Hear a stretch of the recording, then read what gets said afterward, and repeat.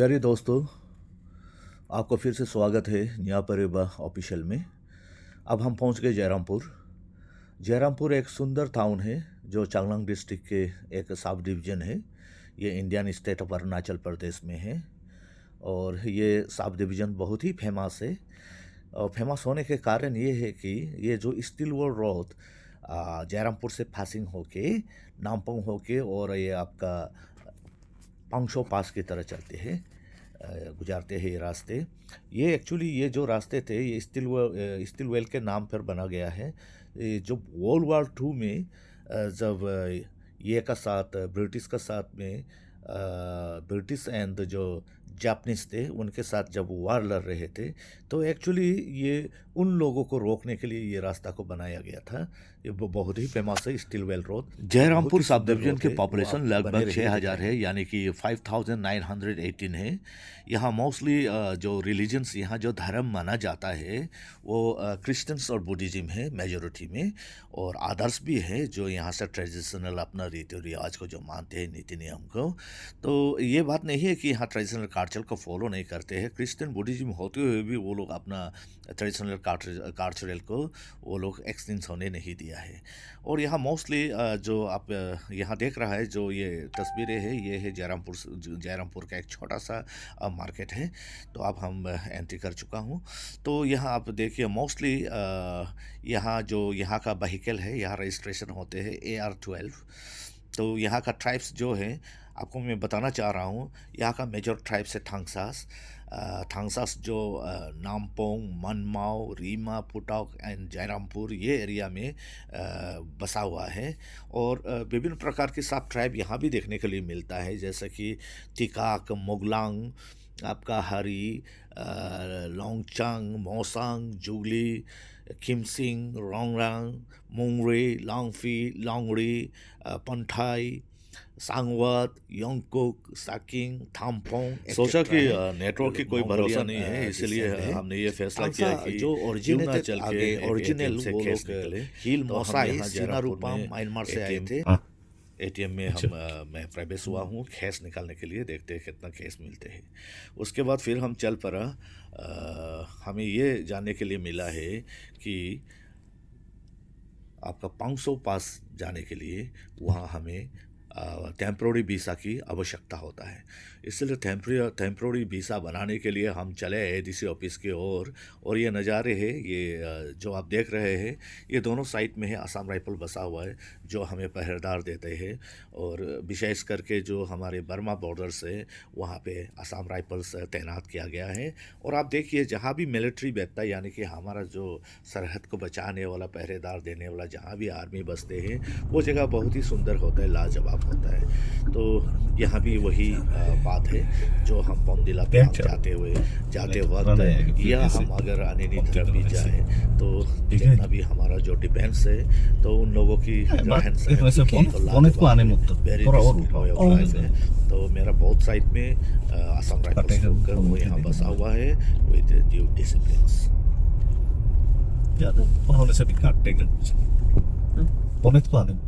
वही ना ऊपर उठाना पड़ता है ना, ऊपर उठा के खेल कर।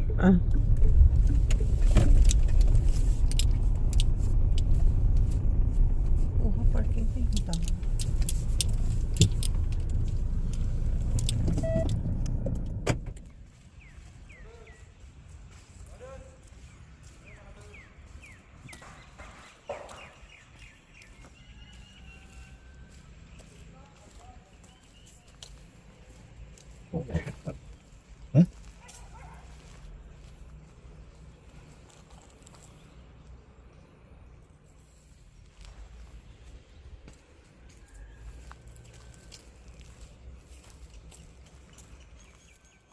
अब हम जयरामपुर पहुंचा है। ये जयरामपुर के ADC ऑफिस है और इस ऑफिस से ही पांगशो पास जाने के लिए पास अप्लाई करना पड़ता है। तो अभी पास अप्लाई करने के लिए गया हुआ है। तो पास मिलते ही पांगशो पास की ओर निकलेंगे। तो ये है मेरा मिसेस, वो पांगशो पास का में जाने के लिए यहाँ से वीज़ा लेने गया है ADC ऑफिस से।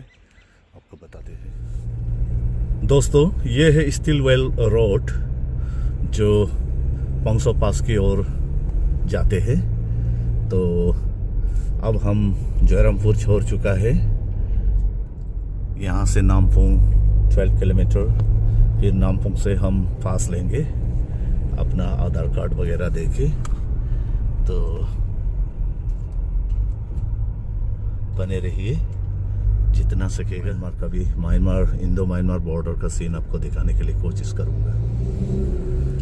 ये road actually during world war 2 उस वक्त जो कॉर्नेल स्टिलवेल थे, उसने जो चाइनीस आर्मी को रोकने के लिए ये रास्ता बनाया था। ये है स्टिलवेल रोड, वेल मेंटेन है रास्ता।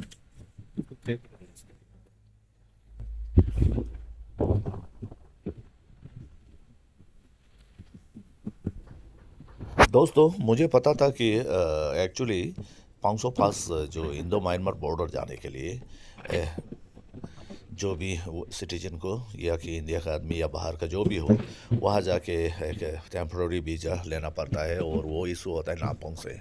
ये हमें मालूम था, लेकिन इत्तेफाक से मुझे भूल गया कि उस दिन सैटरडे था। तो सैटरडे में फिर एडीसी ऑफिस हो चाहे नामपोंग का एसी ऑफिस हो, वो बंद रहता है।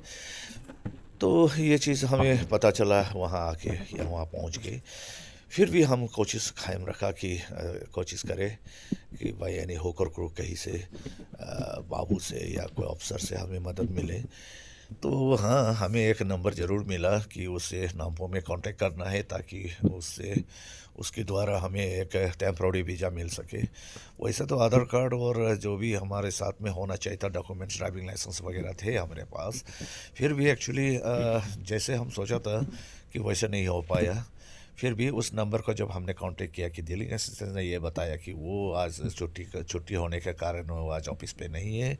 फिर उसने एक अल्टरनेटिव नंबर दिया वहाँ हमें संपर्क करने के लिए, लेकिन उस अल्टरनेटिव नंबर में भी जिस बाबू को हम लोग ने कंसल्ट किया था वो भी माकूम में थे। तो हम बहुत निराश हो गए थे, सोचा कि हम नामपोंग से लौटना पड़ेगा वापस। फिर भी मेरा मिसेस ने कहा है कि हमें हिम्मत नहीं हारना चाहिए, हमें एक बार ट्राई करना चाहिए। और मैं उनका ऊपर फुल विश्वास था।